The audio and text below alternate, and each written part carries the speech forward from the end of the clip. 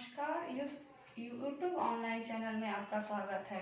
जैसा कि इसके पहले की कक्षा में हमने बौद्ध काल में शिक्षा का आरंभ जाना और उसके सामान्य परिचय के बारे में मैंने बताया। अब आइए हम जानते हैं बौद्ध काल में जो शिक्षा का क्या अर्थ है। तो उस समय शिक्षा का अर्थ ज्ञान का पर्याय न होके ज्ञान को प्राप्त करने के रूप में स्वीकार किया जाने लगा। तो बौद्ध शिक्षा में जो शिक्षा का जो संरचना या संगठन था उसको 3 स्तर में बांटा गया: प्राथमिक शिक्षा, उच्च शिक्षा तथा भिक्षु शिक्षा।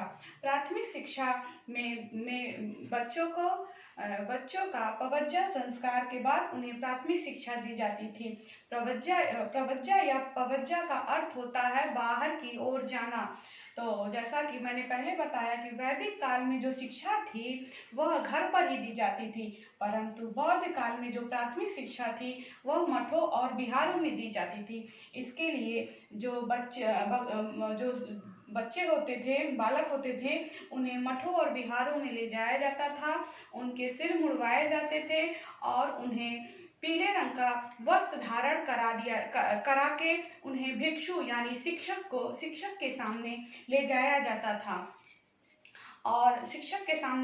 जाता था और यहीं पर इनका प्रवज्जा संस्कार कराया जाता था। इस संस्कार के अंतर्गत शरणत्रयी के 3 शब्द बच्चों द्वारा उच्चारण कराए जाते थे और जो बच्चे होते थे भिक्षुक के सामने जाते थे और अपना मस्तक उनके चरणों में स्पर्श कराते थे और जो भिक्षु होते थे उन्हें शरणत्रयी को दोहराने के लिए बोलते थे। यह शरणत्रयी है: बुद्धं शरणं गच्छामि, संघं शरणं गच्छामि, धम्मं शरणं गच्छामि। जब बच्चे यह 3 मंत्र दोहरा लेते थे तो उसके बाद शरणत्रयी के बाद जब बच्चे वो दोहरा लेते थे 3 शब्दों का, तब उन्हें पवज्जा संस्कार करा के उनका प्राथमिक शिक्षा प्रारंभ की जाती थी। इस प्राथमिक शिक्षा में जो बच्चे होते थे यह कोई डाकू के बच्चे नहीं होने चाहिए। इन्हें कोई राज्य द्वारा उनके परिवारों को राज्य द्वारा कोई दंड न दिया गया हो,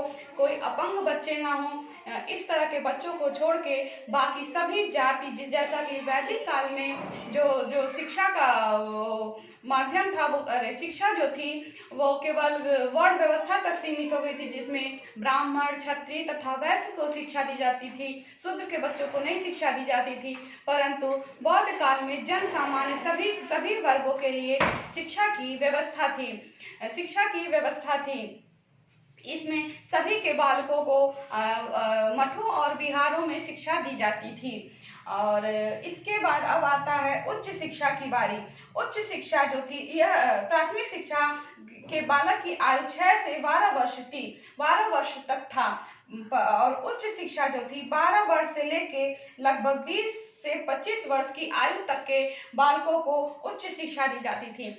उच्च शिक्षा में जब बच्चे प्राथमिक शिक्षा अपनी समाप्त कर लेते थे तो उच्च शिक्षा के लिए उन्हें प्रवेश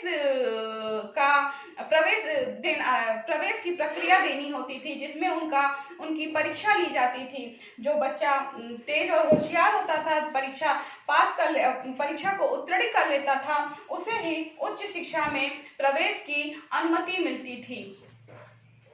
उच्च शिक्षा जो थी लगभग 12 वर्ष से लेके 20 से 25 वर्ष तक आयु तक दी जाती थी। इसमें प्रवेश प्रक्रिया होती थी। इसके बाद यदि किसी को बौद्ध धर्म का प्रचार और प्रसार करने के लिए उन्हें तब भिक्षु शिक्षा अगर किसी को लेनी होती थी तो वह भिक्षु शिक्षा लेता था। यह लगभग 8 वर्ष की अवधि तक होता था। भिक्षु का अर्थ यानी कि उस समय बौद्ध काल में शिक्षकों से लिया जाता है, जिसे बौद्ध धर्म के प्रचार प्रसार के लिए जो बच्चे उच्च शिक्षा प्राप्त कर लेते थे उसके बाद भिक्षु शिक्षा आरंभ किया जाता था। यह लगभग 8 वर्ष की आयु तक होता था।